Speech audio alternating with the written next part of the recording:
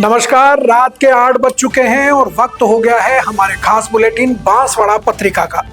आप देख रहे हैं बीबीसी राजस्थान और मैं हूं आपके साथ हेमंत पाठक राही। चलिए शुरुआत करते हैं आज की सबसे बड़ी खबरों से। डालते हैं एक नजर आज की सुर्खियों पर।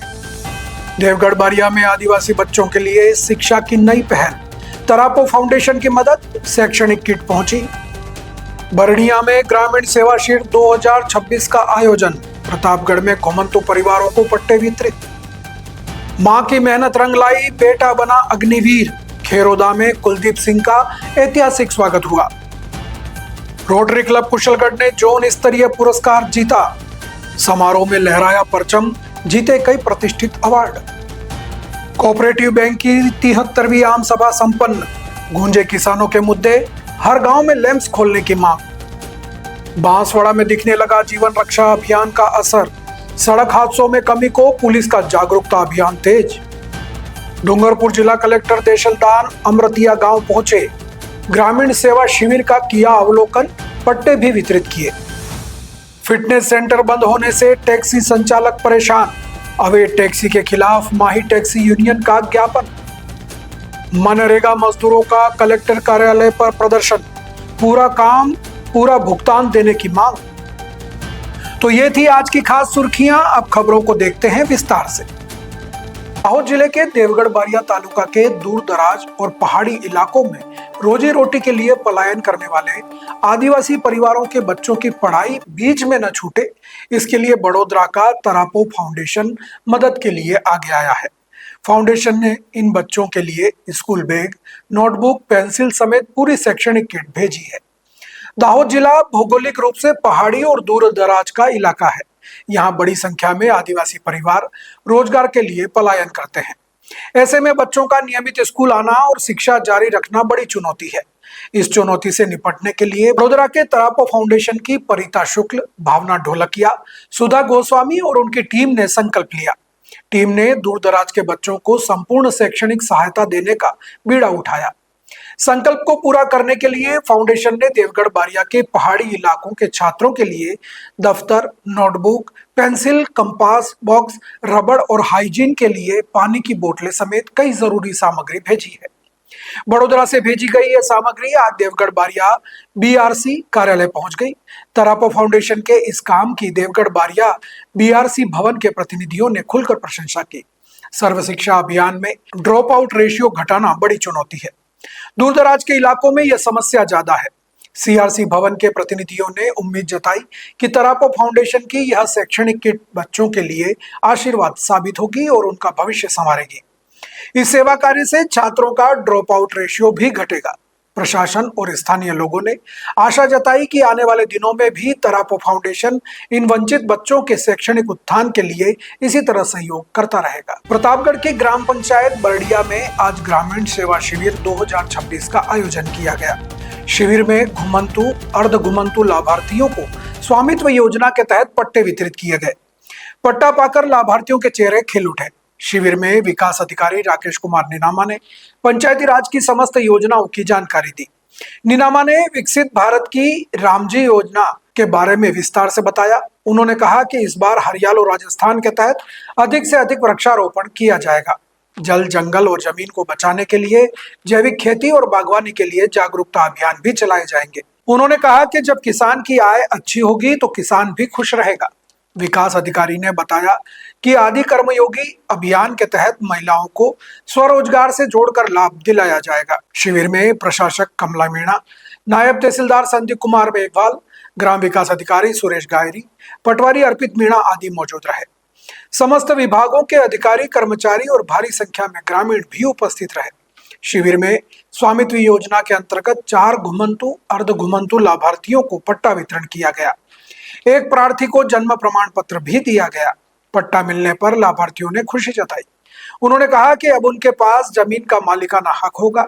शिविर में 22 विभागों के अधिकारियों और कर्मचारियों ने अपने विभागों की योजनाओं व कार्यों के बारे में बताया। लोगों ने समस्याएं रखी और मौके पर ही समाधान किया गया। ग्रामीणों ने शिविर को उपयोगी बताया। प्रतापगढ़ जिले के खेरोदा कस्बे के वीर सपूत कुलदीप सिंह राठौड़ 6 महीने की कठिन ट्रेनिंग पूरी कर अग्निवीर बनकर गांव लौटे। पूरे गांव ने पलक पावड़े बिछाकर उनका ऐतिहासिक स्वागत किया। मां लाड कुंवर ने फैक्ट्री में मजदूरी कर बेटे को फौजी बनाया। सेना ने मां को गौरव पदक से भी सम्मानित किया है। कुलदीप को T-90 टैंक चलाने का प्रशिक्षण मिला है। महाराष्ट्र के अहिल्यानगर स्थित arm corps centre for school में 24 सप्ताह की कठोर ट्रेनिंग के बाद गांव पहुंचने पर अपूर्व उत्साह दिखा। गांव की सीमा पर ग्रामीणों और युवाओं ने भारत माता के जयकारों के साथ अगवानी की। डीजे और देशभक्ति गीतों के साथ विशाल जुलूस भी निकाला गया। पुष्प वर्षा कर और साफा पहनाकर लाडले का अभिनंदन किया गया। कुलदीप ने माताजी मंदिर, चार भुजानाथ मंदिर और कल्लाजी राठौड़ मंदिर में शीश नवाकर देश सेवा का आशीर्वाद लिया। चार भुजानाथ मंदिर में समाजजनों ने उन्हें केले से तोला। मेवाड़ डिफेंस अकादमी नवानिया से भी कुलदीप का बहुमान किया गया। यह सफर प्रेरणादायक है।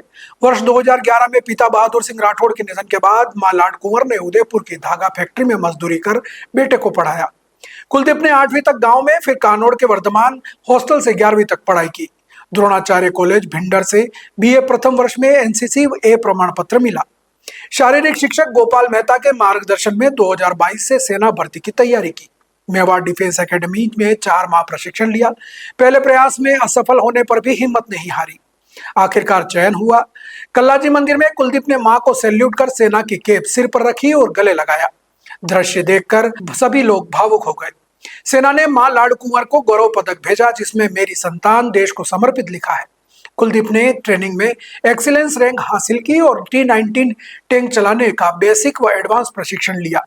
उनकी पहली नियुक्ति 20 लांसर यूनिट बबीना उत्तर प्रदेश में हुई है। प्रदेश के बूंदी में आयोजित रोटरी डिस्ट्रिक्ट 3056 के वार्षिक पुरस्कार समारोह में रोटरी क्लब कुशलगढ़ ने उत्कृष्ट सेवा कार्यों के दम पर अनेक प्रतिष्ठित पुरस्कार जीते। क्लब अध्यक्ष रौनक सेठ के नेतृत्व में टीम को best club in community service समेत 4 अवार्ड मिले। व्यक्तिगत श्रेणी में सचिव अर्पण कटारिया बेस्ट सेक्रेटरी बने। क्लब अध्यक्ष रौनक सेठ के नेतृत्व में क्लब को best club in community service, best club in outstanding environment activity, best social service activity तथा बेस्ट परमानेंट प्रोजेक्ट जैसे महत्वपूर्ण पुरस्कारों से सम्मानित किया गया। व्यक्तिगत श्रेणी में क्लब के सचिव अर्पण कटारिया को बेस्ट सेक्रेटरी का अवार्ड मिला। जोनल कोऑर्डिनेटर पथिक मेहता को आउटस्टैंडिंग डिस्ट्रिक्ट ऑफिसर चुना गया। प्रकाश खासावत को बेस्ट न्यू रोटेरियन का सम्मान मिला। तो सामाजिक सेवा में योगदान के लिए निधि रौनक सेठ को best social service activist spouse पुरस्कार प्रदान किया गया। क्लब के संस्थापक वरिष्ठ सदस्य राजेंद्र गादिया, समाजसेवी एडवोकेट धर्मेंद्र कंसारा और उपाध्यक्ष यश खाबिया को भी सामाजिक सेवा और मानव कल्याण से जुड़े कार्यों के लिए सम्मानित किया गया। क्लब अध्यक्ष रौनक सेठ ने कहा कि यह सम्मान सभी सदस्यों, उनके परिवारजनों और समाज के सहयोग से किए गए सेवा कार्यों का परिणाम है। उन्होंने बताया कि रोटरी क्लब कुशलगढ़ शिक्षा, स्वास्थ्य, पर्यावरण और सामाजिक सेवा के क्षेत्र में जनहितकारी कार्यों को आगे भी जारी रखेगा। इस उपलब्धि पर क्लब सदस्यों में हर्ष व्याप्त है। उन्होंने डिस्ट्रिक्ट गवर्नर प्रज्ञा मेहता और पुरस्कार चयन समिति का आभार जताया। समारोह में संस्था से जुड़े हुए कई पदाधिकारी और कार्यकर्ता सदस्य मौजूद रहे। बांसवाड़ा में दी सेंट्रल कोऑपरेटिव बैंक की 73वीं आम सभा आयोजित हुई। बैठक में बांसवाड़ा, डूंगरपुर, प्रतापगढ़ के सैकड़ों किसानों ने भाग लिया। किसानों ने हर गांव में नए लैंप्स खोलने की मांग उठाई। जिला कलेक्टर डॉक्टर इंद्रजीत यादव ने खाद बीज की समस्या के समाधान और योजनाओं का लाभ समय पर देने का आश्वासन दिया। कार्यक्रम में जिला कलेक्टर डॉक्टर इंद्रजीत यादव सहित बैंक के वरिष्ठ अधिकारी और कार्मिक मौजूद रहे। आम सभा के दौरान किसानों ने जिला कलेक्टर से सीधे संवाद कर खाद बीज एवं कृषि संबंधी विभिन्न समस्याएं रखी। जिला कलेक्टर ने किसानों को आश्वस्त किया कि उनकी समस्याओं का समाधान प्राथमिकता से किया जाएगा। सरकार की राहत योजनाओं का लाभ समय पर किसानों तक पहुंचाया जाएगा। बैठक में किसानों ने प्रत्येक गांव में नए लैंप्स खोलने जाने के प्रस्ताव भी रखे। किसानों का कहना था कि इससे ग्रामीण क्षेत्रों में सहकारी सेवाओं का विस्तार होगा और किसानों को खाद, बीज, ऋण जैसी सुविधाएं ग्राम स्तर पर ही मिल सकेंगी। अधिकारियों ने डेयरी एवं पशुपालन गतिविधियों को बढ़ावा देने पर जोर दिया। बताया गया कि इच्छुक किसानों को ऋण सुविधा उपलब्ध कराई जाएगी। किसान निर्धारित प्रक्रिया के तहत आवेदन कर इस योजना का लाभ उठा सकते हैं। आम सभा में सहकारी आंदोलन को मजबूत करने, किसानों की आय बढ़ाने और ग्रामीण अर्थव्यवस्था को गति देने पर भी चर्चा हुई। बैंक अधिकारियों ने कहा कि लैंप्स के माध्यम से किसानों को समय पर ऋण, खाद और बीज उपलब्ध कराना प्राथमिकता है। बांसवाड़ा जिले में लगातार हो रहे सड़क हादसों और उनमें होने वाली मौतों को कम करने के उद्देश्य से पुलिस द्वारा चलाए जा रहे जीवन रक्षा अभियान के तहत मंगलवार को जागरूकता कार्यक्रम का आयोजन किया गया। कार्यक्रम में सड़क दुर्घटनाओं में अपने परिजनों को खो चुके परिवारों के सदस्य, शहर के गणमान्य नागरिक तथा पुलिस विभाग के अधिकारी मौजूद रहे। इस अवसर पर पुलिस अधीक्षक सुधीर जोशी, अतिरिक्त पुलिस अधीक्षक नरपत सिंह, डीएसपी मनीष चारण, थानाधिकारी बोधाराम विश्नोई, रूप सिंह एवं ट्रैफिक प्रभारी रामस्वरूप मीणा ने सहभागिता की। कार्यक्रम के दौरान दुर्घटना पीड़ित परिवारों ने अपने अनुभव साझा करते हुए लोगों से हेलमेट पहनने, यातायात नियमों का पालन करने और शराब पीकर वाहन नहीं चलाने की अपील की। नुक्कड़ नाटक के माध्यम से भी आम जन को सड़क सुरक्षा के प्रति जागरूक किया गया। पुलिस अधीक्षक सुधीर जोशी ने कहा कि पिछले 6 माह में जागरूकता अभियानों के कारण सड़क हादसों में कमी देखने को मिली है। उन्होंने बताया कि आगे भी ब्लॉक स्तर पर ऐसे कार्यक्रम आयोजित कर लोगों को सड़क सुरक्षा के प्रति जागरूक किया जाएगा। पिछले 5-6 महीने से हम सड़क दुर्घटनाओं में कमी लाने के लिए जीवन रक्षा अभियान चला रखा है हमने, और बांसवाड़ा पुलिस और यूनिसेफ संयुक्त रूप से इस अभियान को चला रहे हैं और इसके सकारात्मक परिणाम आए हैं। जो पिछली बार हमने कार्यक्रम आयोजित किया था तब ये अभियान हमने प्रारंभ किए हुए कुछ समय ही हुआ था और आंशिक परिवर्तन नज़र आने लगा था। कुछ लोग हेलमेट लगाए हुए नज़र आने लगे थे, कुछ सड़क दुर्घटनाओं में कमी आने लगी थी, कुछ ओवर स्पीडिंग में कमी आने लगी थी। और मुझे कहते हुए खुशी है कि आज उसमें काफ़ी परिवर्तन है। अब आप खुद भी देखेंगे हेलमेट लगाने वालों की संख्या में काफ़ी इजाफा है, ड्रंक एंड ड्राइविंग में कमी है, ओवर स्पीडिंग में कमी है। और जो फिगर्स हैं वो भी इसको सिद्ध करते हैं। जो शुरू के जनवरी से लेकर मई तक के 5 महीने हैं उसमें गत वर्ष की तुलना में रोड एक्सीडेंट 50 कम हुए हैं, जो कि एक अच्छी संख्या है। इसी तरह सड़क दुर्घटनाओं में जो डेथ है उसमें 23 व्यक्तियों की डेथ में कमी आई है गत साल के कंपैरिजन में। हालांकि जो अभी संख्या है ये अभी भी चिंताजनक है। हमारा प्रयास है कि सड़क दुर्घटनाओं में और कमी लाएं ताकि कोई भी व्यक्ति अकारण सड़क दुर्घटनाओं में मौत का शिकार नहीं बने। साथ में साइबर अवेयरनेस का इशू भी लिया था, ये भी बहुत ज़रूरी है। साइबर ठगी के बहुत लोग शिकार हो रहे हैं, उनको जागरूक करने का प्रयास किया है। उन्हें बताया है कि अनावश्यक किसी भी लोभ लालच में नहीं फंसे, और फिर भी अगर साइबर ठगी का शिकार हो जाते हैं, साइबर फ्रॉड का शिकार होते हैं, तो तत्काल पुलिस को या साइबर क्राइम हेल्पलाइन पर संपर्क करें ताकि उनके साथ जो ठगी हुई है वो पैसा उन्हें रिफंड कराया जा सके। डूंगरपुर जिला कलेक्टर देशलदान ने आसपुर की ग्राम पंचायत अमरतिया में आयोजित ग्रामीण सेवा शिविर का अवलोकन किया। शिविर में विभिन्न विभागों के कार्यों की जानकारी लेकर आवश्यक दिशा निर्देश दिए। इस दौरान ग्रामीणों को आवासीय भूमि के पट्टे वितरित कर लाभान्वित भी किया गया। आसपुर विधायक उमेश मीणा भी कार्यक्रम में मौजूद रहे। जिला कलेक्टर ने अधिकारियों से विभागवार प्रगति की समीक्षा की और आम जन की समस्याओं के त्वरित निस्तारण के निर्देश दिए। उन्होंने कहा कि शिविर का उद्देश्य ग्रामीणों को एक ही स्थान पर सभी सरकारी योजनाओं का लाभ देना है। शिविर में ग्रामीणों को आवासीय भूमि के पट्टे वितरित कर लाभान्वित भी किया गया। पट्टा मिलने पर ग्रामीणों के चेहरों पर खुशी नजर आई। ग्रामीणों ने जिला प्रशासन का आभार भी जताया। इस अवसर पर आसपुर विधायक उमेश मीणा भी मौजूद रहे। उन्होंने ग्रामीणों से संवाद कर उनकी समस्याएं सुनी। विधायक ने कहा कि राज्य सरकार अंतिम छोर पर बैठे व्यक्ति तक योजनाओं का लाभ पहुंचाने के लिए प्रतिबद्ध है। शिविर में उपखंड अधिकारी आसपुर बाबूलाल जाट, तहसीलदार योगेंद्र वैष्णव, ब्लॉक विकास अधिकारी सहित सभी विभागीय अधिकारी और कर्मचारी मौजूद रहे। राजस्व, पंचायती राज, चिकित्सा, शिक्षा, सामाजिक न्याय, कृषि, पशुपालन और विद्युत विभाग के काउंटर भी लगाए गए थे। ग्रामीणों ने मौके पर ही जन्म मृत्यु प्रमाण पत्र, जाति प्रमाण पत्र, पेंशन और पालनहार योजना के लिए आवेदन किए। अधिकारियों ने बताया शिविर में प्राप्त आवेदनों का समयबद्ध निस्तारण किया जाएगा। जिला कलेक्टर ने सभी विभागों को आपसी समन्वय से कार्य करने के निर्देश दिए। जमीन आरक्षित करने का आदेश जो है अधिकारी के स्तर पर हो गया है। मैंने इनको निर्देशित किया है कि एप्लीकेशन दर्ज करके और पट्टे की कार्रवाई आवेदन कर सकते हैं।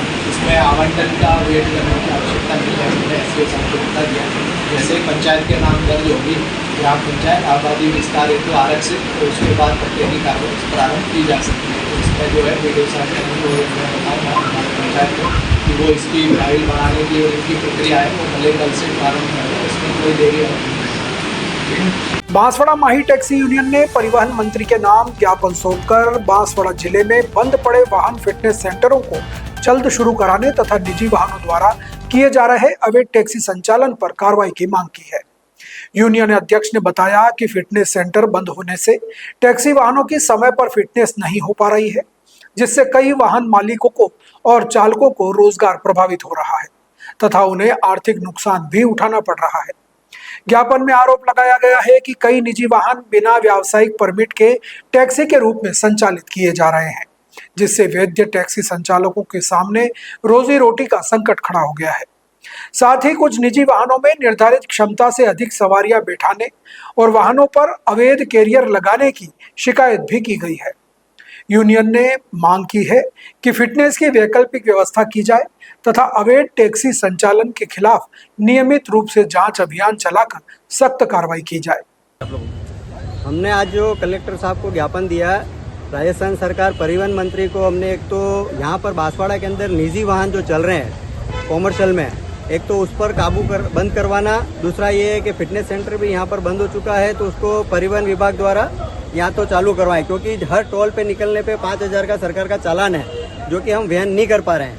दूसरी चीज़, बांसवाड़ा के अंदर जो गुजरात की जो वाहन हैं, भले वो कॉमर्शियल हैं निजी भी हैं, वो यहाँ पर आते हैं, यहाँ पर ड्रॉप करके वो यहाँ से भी पार्टी लेकर के जाते हैं कम रेट में वन वे में, जो हमारे लिए भारी समस्या है। उस समस्या का समाधान भी हमने प्रशासन को भी लिख के दिया है, लेकिन आज तक समाधान हुआ नहीं है। अगर कल यूनियन की तरफ से अगर उनको लोगों को रोका जाए या उन लोगों को भगाया जाए या कोई विवाद होता है तो उसका जिम्मेदार भी प्रशासन रहेगा, हमारे बांसवाड़ा माही टैक्सी यूनियन नहीं रहेगी। लगेज कैरियर के ऊपर है तो लगेज कैरियर पे कई वाहन बम्पर वगैरह लगे हुए रहते हैं, लेकिन उन पर कोई चालान नहीं कट रहा है। किसी की नंबर प्लेट पे पुलिस का मोनो लगा है, किसी का लाल पट्टी लगी हुई है, लेकिन उस पर अंकुश नहीं लगता। लेकिन टैक्सी के ऊपर अगर किसी प्रकार का मोनो या किसी प्रकार का कोई लगा हुआ देखा जाए तो तुरंत चालान सरकार कर रही है और ये क्या कहते हैं कर रही है।